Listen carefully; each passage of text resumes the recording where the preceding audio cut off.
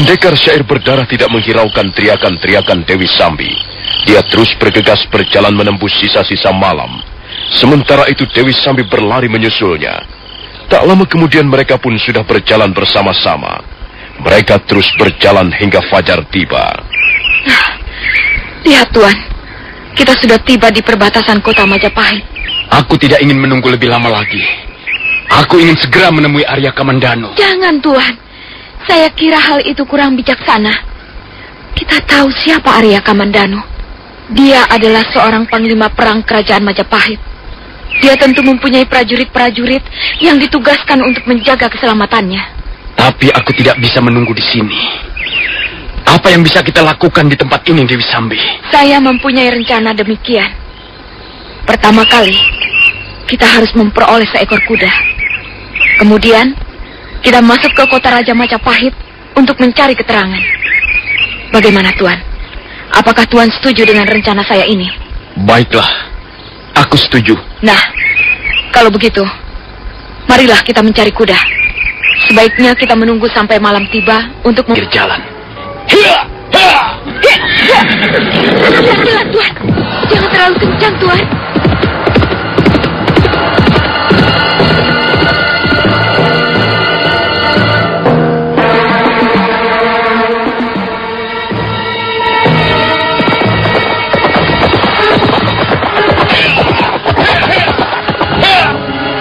Maka demikianlah, mereka meneruskan perjalanan dengan kuda.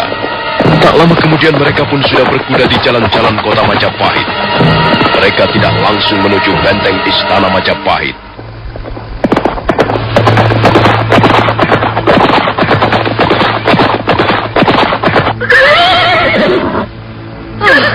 Mengapa berhenti Tuan? Aku tidak senang berpesiar dengan kuda seperti ini, Dewi Sambi. Aku ingin bertemu dengan Arya Kamandanu. Tenanglah Tuan, sabarlah. Kita tidak bisa menemuinya sekarang juga.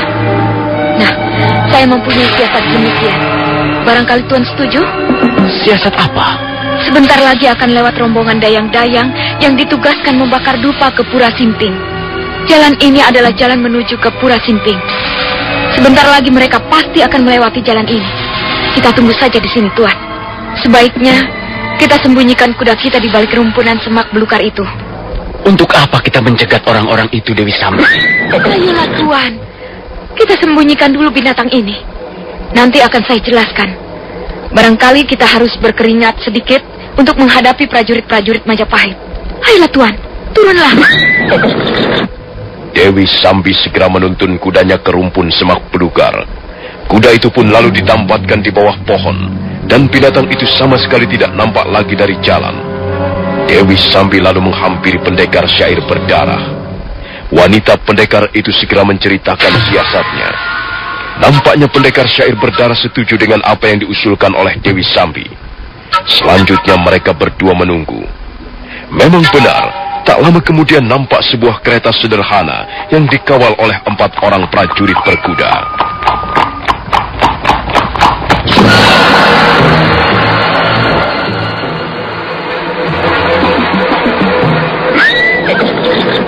Hai, apa yang kalian lakukan di situ? Ayo cepat minggir, kami mau lewat. Maaf tuan-tuan prajurit. Sebenarnya akan pergi kemanakah tuan-tuan sekalian? Nampaknya tuan tergesa-gesa sekali. Kalian tidak perlu tahu akan kemana kami pergi. Apa mata kalian tidak bisa melihat? Kami adalah prajurit-prajurit Majapahit. Kami sedang mengemban tugas dari Gusti Prabu Kertarajasa Jayawardana. Siapa Gusti Prabu Kertarajasa Jayawardana itu? Bedebah, setan alas. Apa kau bukan orang dari Majapahit? Saya orang Majapahit. Tapi saya belum kenal siapa itu Gusti Prabu Kertarajasa Jayawardana. Kurang ajar. Dia telah menghina sang Prabu. Ayo kawan-kawan, kita turun. Kita tangkap 2 orang itu. Siapa tahu mereka adalah para perampok jalanan atau perusuh kota. Tunggu tuan prajurit. Tunggu dulu. Jangan terburu nafsu. Kami hanya sekedar ingin tahu. Kami tidak bermaksud merampok tuan-tuan. Kami tahu tuan-tuan hanyalah prajurit-prajurit. Kalau kami ingin merampok, tentulah kami akan langsung memasuki ruangan pribadi raja atau ruangan untuk menyimpan harta benda kerajaan. Untuk apa kami merampok prajurit-prajurit seperti kalian? Kami tahu bahwa kalian tidak mungkin mempunyai uang sekalipun hanya 2 kepeng. Tutup mulutmu. Berani sekali kau menghina kami. Ayo, tangkap mereka. Ringkus mereka dan ikat mereka. Ayo, tangkap mereka.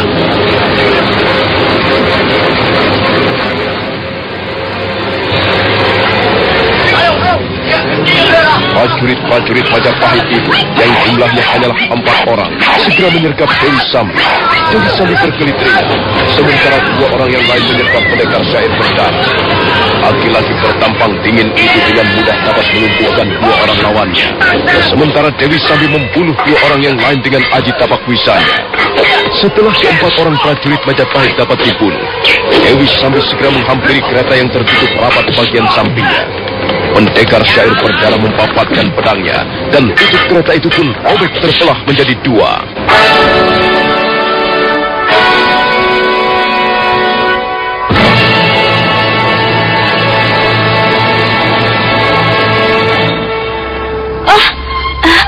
Ada apa ini? Ada apa ini? Ampun Tuan, ampun. Kau tidak perlu minta ampun. Kami tidak akan membunuhmu. Lihatlah, prajurit-prajurit itu mati konyol karena mereka terlalu sombong di depan kami. Kalau kau ikut-ikutan sombong dan tidak mau menuruti kehendak kami, maka nasibmu pun akan serupa dengan mereka. Iya, Tuan Putri. Kami tidak akan berani menentang kehendakmu. Apa yang kau inginkan, Tuan? Aku tidak mempunyai apa-apa. Aku hanyalah seorang dayang-dayang. Aku ditugaskan membakar dupa di Pura Simping. Kau tidak perlu takut. Aku hanya membutuhkan ini. Cepat, lepaskan. Lepaskan pakaianmu. Apa? Aku harus melepaskan pakaianku? Ya. Tidak, Tuan. Bagaimana mungkin aku harus melepaskan pakaianku? Cepat lepaskan. Atau kau akan menyusul prajurit-prajurit bodoh itu. Tapi saya tidak membawa pakaian yang lain, Tuan. Lalu saya nanti bagaimana? Saya tidak mungkin melepaskan pakaian saya, Tuan. Kau berkata tidak akan menentang kehendak kami. Iya, tapi bagaimana mungkin saya akan melepaskan pakaian saya, Tuan? Kalau begitu, baiklah. Kau tidak perlu melepaskan pakaian. Akulah yang akan melepaskan pakaian.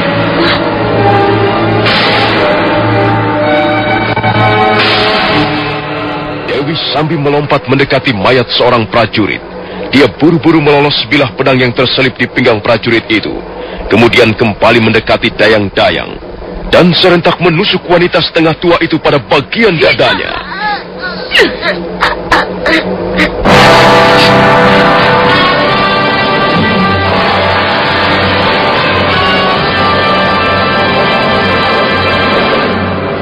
Nah, beres, Tuan. Mereka semuanya sudah kita bereskan. Sekarang, marilah kita tukar pakaian kita. Tuan harus menyamar sebagai salah seorang prajurit Majapahit. Sementara, saya akan menyamar menjadi dayang-dayang.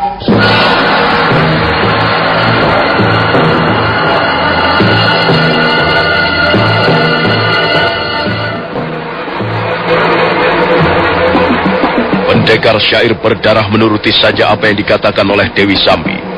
Dia segera menukar pakaiannya dengan pakaian salah seorang prajurit. Sementara Dewi Sambi menukar pakaiannya dengan pakaian dayang-dayang. Setelah itu mereka menyeret mayat-mayat yang bergelimpangan di tengah jalan ke balik rumpun semak belukar. Dewi Sambi kelihatan sangat puas.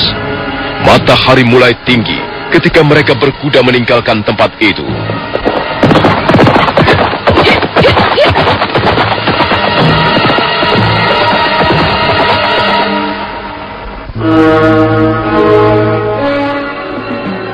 Ketika malam tiba, pendekar syair berdarah dan Dewi Sambi memacu kudanya menuju alun-alun istana Majapahit.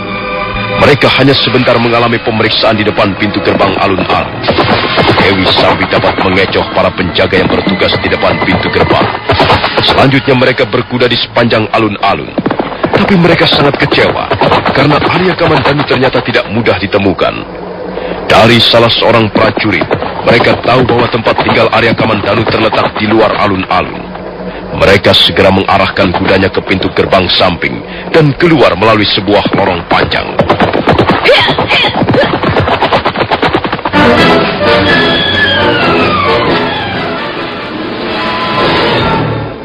Oh, saya kira kita harus berubah siasat, Tuan. Siasat apa lagi, Dewi Sambi? Kau jangan mempermainkan aku. Aku sudah tidak sabar. Kalau kau tidak sanggup mempertemukan aku dengan Arya Kamandanu, katakan saja. Aku akan mencarinya sendiri. Aku akan mengobrak-ngabrik rumah bangsawan Majapahit untuk menemukan Arya Kamandanu. Janganlah Tuan keburu nafsu. Sudah untung rencana kita sampai saat ini berhasil dengan mulus. Kehadiran kita sama sekali tidak menimbulkan kecurigaan prajurit-prajurit Majapahit. Sekarang kita harus menjalankan siasat baru. Biarlah saya yang akan menanganinya. Siasat apa lagi? Aku sudah bosan bermain siasat. Sekarang begini saja, Tuan. Tuan pendekar tunggu di sini. Biarlah saya akan mencari rumah kediaman Arya Kamandanu. Saya kira kita harus memancingnya agar keluar dari istana Majapahit. Tunggulah Tuan di sini. Saya tidak akan lama. Saya yakin saya akan segera menemukan rumah kediaman musuh besar kita ini. Akhirnya pendekar syair berdarah menurut saja apa yang dikatakan oleh Dewi Sambi. Dia terpaksa menunggu di ujung lorong yang menuju ke rumah kediaman Arya Kamandanu. Sementara itu Dewi Sambi sudah melompat ke atas kudanya. Dan wanita pendekar itu buru-buru memacu binatang yang ditungganginya itu.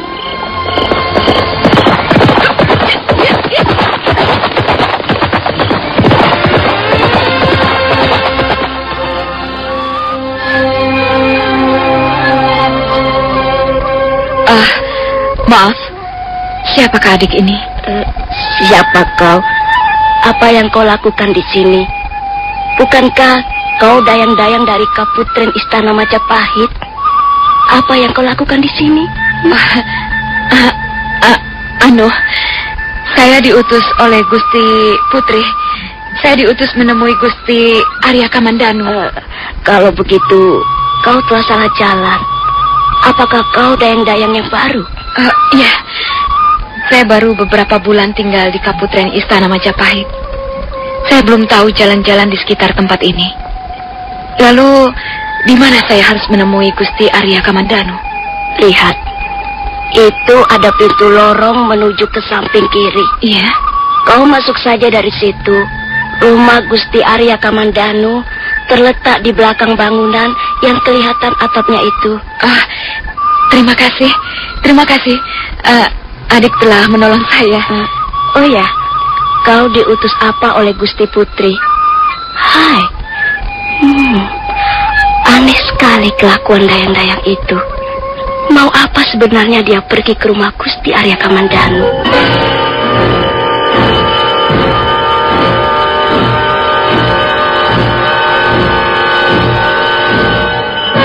Sesampai di ujung lorong dia segera melihat rumah kediaman Arya Kamandanu.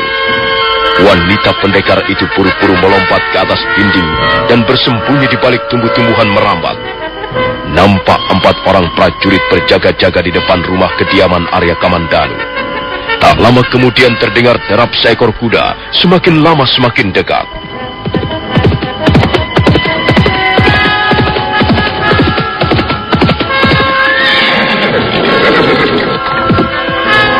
Hai prajurit, apakah kalian tidak melihat keponakanku? Gusti Arya Kamandanu? Apakah kau tidak melihat keponakanku Panji Ketawang? Apakah dia belum pulang juga? Tidak, Gusti. Kami belum melihat siapa-siapa.